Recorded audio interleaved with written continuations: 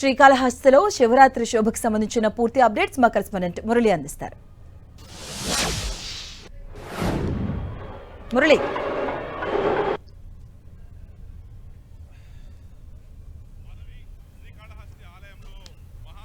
వేడుకలు అత్యంత వైభవంగా కొనసాగుతున్నాయి.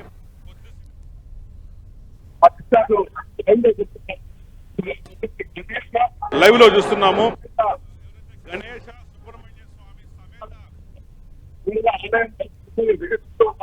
మొత్తం ఆలయం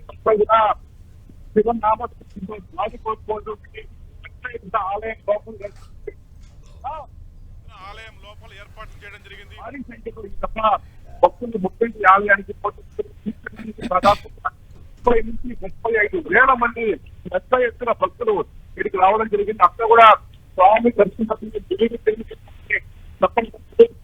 ఆలయం నామస్మరణతో మారుతుంది. పెద్ద సంఖ్యలో భక్తులు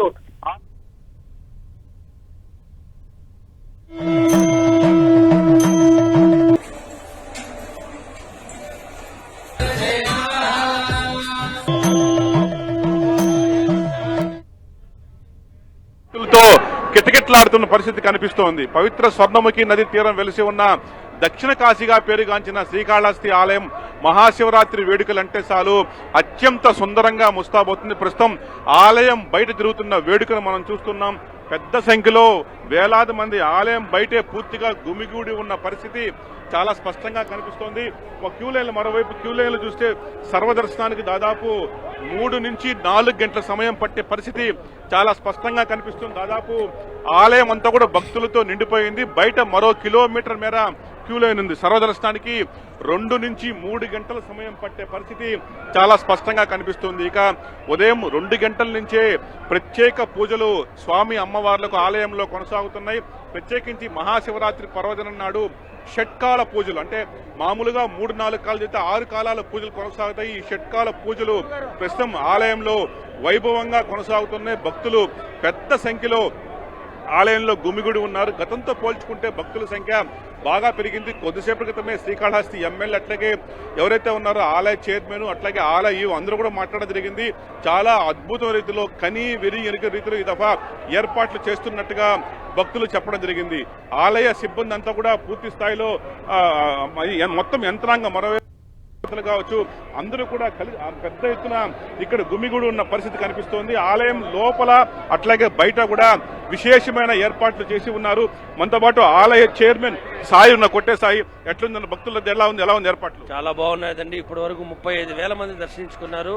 ఇంకా 1,00,000 నుంచి 1,50,000 మంది దర్శించుకోబోతున్నారు. ఎక్కడ ఎవరికి ఏ ఇబ్బంది జరగట్లేదు. సామాన్యమైన భక్తులకు పెద్దపేట వేశాము. ఎక్కడ కూడా ఇబ్బంది కలగట్లేదు. చిన్నపిల్లలకి పాలు, బిస్కెట్లు, పెద్దవాళ్ళకి అన్నప్రసాదాలు, 4 గోపురాల దగ్గర అన్నప్రసాదాలు ఏర్పాటు చేశాం.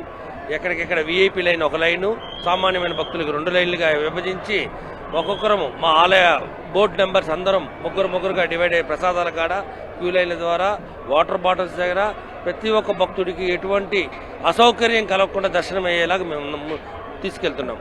ఆలయ చైర్మన్ కొట్టే సాయి గారు చెప్తున్నది. దాదాపు భక్తులకు ఎలాంటి ఇబ్బందులు కలగకుండా అన్ని రకాల ఏర్పాట్లు చేసినట్టుగా ఆలయ చైర్మన్ చెప్తూ ఉన్నారు. మరోవైపు మనం చూస్తున్నాం అంటే దశల వారీగా భక్తుల రద్దీని నియంత్రించే భాగంగా దశల వారీగా భక్తులు లోపలికి అనుమతిస్తున్నారు. ఆలయం లోపల కూడా భక్తుల రద్దీ విపరీతంగా ఉంది. భక్తుల రద్దీ అయితే బాగా పెరిగినట్టుగా చాలా స్పష్టంగా కనిపిస్తోంది. Madhavi, thank you Murali.